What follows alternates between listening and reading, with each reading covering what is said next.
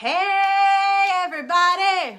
I'm gonna go way back to the very basics of what you want to do when you very first have a piece of furniture. Say you have gone to Goodwill, you've hit a garage sale, you have seen something on the side of the road and gone and picked it up and thrown it in whatever vehicle you're driving and made it fit, because we've all been there.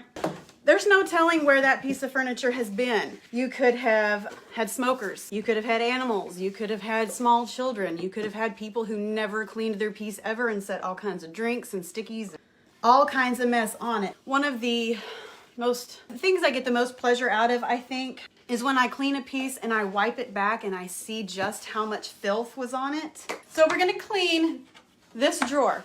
This is a serpentine style dresser. This is a chest of drawers behind me. We're going to be painting that in a little bit, but I wanted to, this is a matching set. So I took the dresser drawer out so I could show you just how filthy it is. I have mixed my White Lightning in an old Windex bottle. This White Lightning comes in an 8-ounce container. It is basically the consistency of a rough table salt. I say sugar.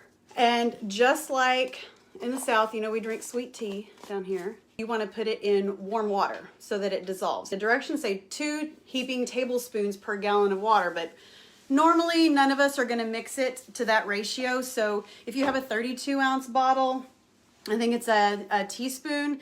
And you know, as your bottles get smaller, so do your measurements. So ask Alexa or Siri, they'll figure it out for you. So I've already got mine pre-mixed and it's in my lovely little Windex bottle. I forgot to grab gloves. I'm not going to stop to get it right now. Normally, you're going to want to wear gloves because it's not going to burn your hands, but in my experience, it does dry my skin out. And so I'm going to have to moisturize big time. Got my spray bottle. Oh, I'll re-glue that later. Just give it a good little douse. Be careful if you're going to be staining what you're cleaning, though. You don't want to let it sit too long or it might start changing the color of your wood. So we're just going to wipe that back, and are y'all ready for this?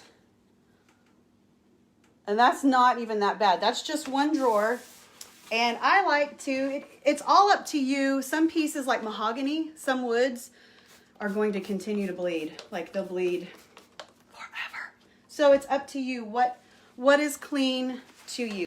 You can also mix it in a bowl and use a rag or a sponge. I used a paper towel because this wasn't so dirty, but if you have a piece and you start to pull the hardware off and you can see like grunge underneath it, you might get like a kitchen, you know, like a non-abrasive kitchen sponge. So this is clean, but it has that White Lightning residue. And if the sun hits it just right, you can see it, but you don't want to paint over that. So I've got my water and I'm gonna spray it again because I just want to wipe off the residue. Fresh paper towel. And this is just the drawer.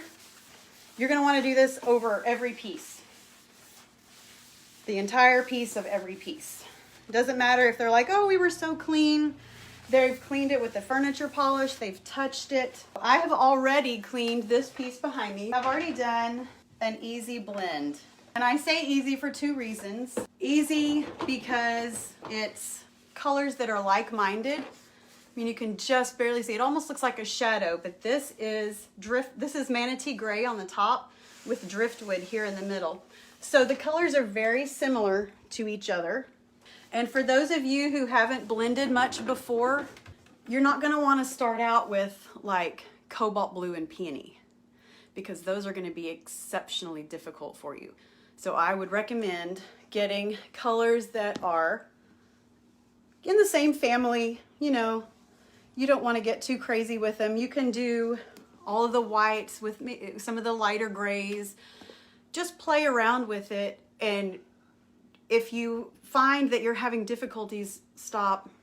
Just go with some lighter colors. Start out with your lighter colors. I also have 1 brush per color and then 1 brush for the blend. I've got the Belle brush here. I'm going to use that for the Manatee Gray. And then I've got just an old paintbrush that I've had sitting around forever. And I'm going to use that for the Driftwood. But then I've got this big nice oval right here for the blending. I like it. They're all natural bristles. Oh, I actually said that. Normally I say it weird and I add like extra R's and things. Okay, Sharon, that's just not even funny. Nobody can say that word. I'd like to hear you say it. I'm not even going to try because I think I add extra syllables in that word, in that one. That's just a hard word. You just say, do you want the W sauce? W sauce. Want some W sauce? That's what we say here in Texas. Say it. God bless it, you guys. I don't even know how to say it. It's like I can't do it. So I dip in just, you know, not too much on my brush there. And I like to get it on the drawer first. I'll straighten it out. I paint really, really fast. Like I'm trying to talk more and paint less because I am a really fast painter. I just like almost at a frantic pace. I like to get it on the drawer and then smooth out my brush strokes. Oh yeah, I need a class to say the W sauce word. And also with blending, I like to work in sections. That was Driftwood. We're gonna come back in with our Manatee Gray and kind of do, like I said, an easy blend around it because these colors are very close in tint. And they almost blend on their own just because of how close they are, which makes it super easy. Like I said, you don't want to just come into it doing peony and cobalt because they're going to fight with each other, and no fighting on this piece. We're going for the simple, simple, simple.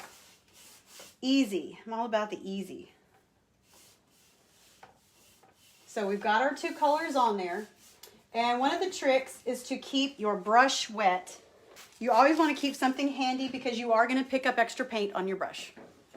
And you don't want it to goop too much. You want to clean it off just like that. So get a towel, an old apron, a rag or something. I hold it in my lap. Here we go. I do add paint up here sometimes. Like I've been chatting away, so some of it has dried already. So I'm going around the outer edges. So I'm going to add some more driftwood in the middle here.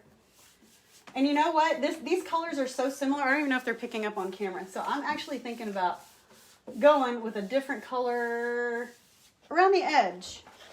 How you feel about gravel road? Actually, those two mixed is working. See, you can see the difference there. See how the light hits it? Right here. See how the light hits it right there? That's where it goes in on that serpentine part. Got my little brush, got my blender brush. I'm just gonna wet it down. Got my apron in my lap to wipe off the excess paint. I'm just gonna go through here and smooth that out. I'm telling you, it's all about the brush and how much water you use. Because you want it to be, somebody say the M word, I can't say it. You want it to be that, but not overly so, not soaking. When your brush starts to drag, you're done. You need to put some more water on it. See, it's not blended right here. You can see where one directly goes into the other. So, little spot treatment. And then come over and just smooth it out. And I picked up, so you can see where I wiped some dark right here. Gonna wipe off that extra paint and then come back through and just smooth it out. Basically, you're wiping one color into the other, and when your brush starts to drag, you missed it. You have a brush for each color and then a brush for your blend. This color, and one to blend. If you're blending with 15 colors, I'm not really gonna do that math, but because like I said, I was homeschooled, but that's a lot of brushes because you need one for each color and one to blend each color. If you're blending grays over here, don't use that same brush to then go over here and blend the blues. My son just walked in the door and was like, you know, they like to stand behind the camera and make faces at me because I have to maintain this professional. Aww. This is our second coat. On this side. Oh, look, there is paint on my face. Really? You're joking. I think you're lying to me. That's a brown spot. God gave me that. I don't know if he meant to, but he did. Got our Manatee Gray. I'm using my Belle brush for this because I didn't want a big brush for this. I just wanted to do like outer edges, okay? And I'm gonna work in sections. I'm gonna do the top half and then I'm gonna do the bottom half. I think most of us creatives roll haphazardly. It's more fun. My husband is a planner, so I drive him nuts a lot. All right, so there's the top half. I'm gonna come in with the driftwood and try to go fast because it is drying way quick. In fact, I'm gonna put a little bit more on my brush and just work it up in here.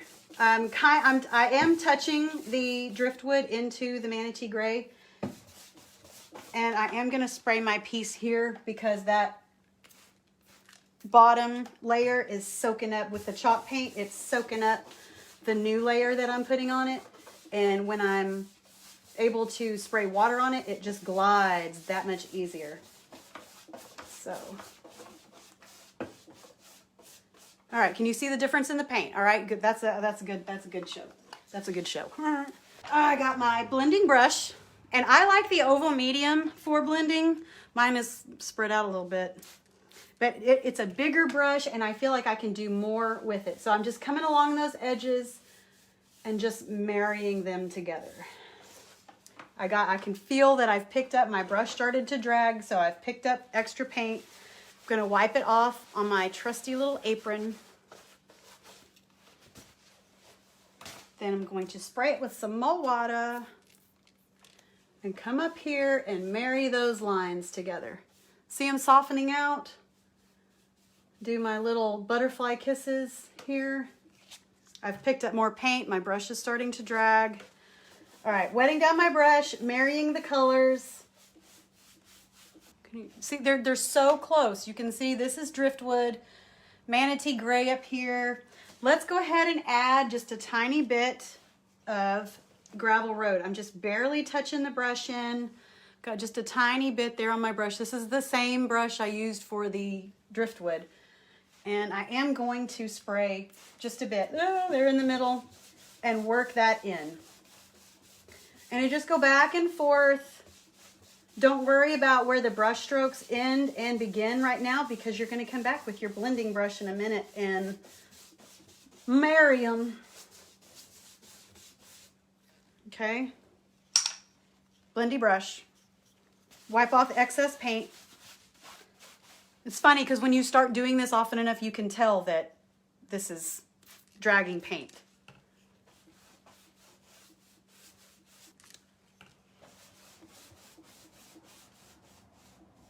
See, soft little blendy strokes. And I haven't even broken out into song. You know. I want to move it to the side and show you the piece behind it where I did some other blending. But I want to show you kind of course I rolled that over the sheet. Of course. But see this, the bottom, very bottom is Stormy Seas, Yankee Blue in the middle blended into Fluff. That's a more difficult blend. I think that was successful. What do you think? I didn't stutter, I didn't curse. Thank y'all for joining me. Y'all have a great evening. Bye.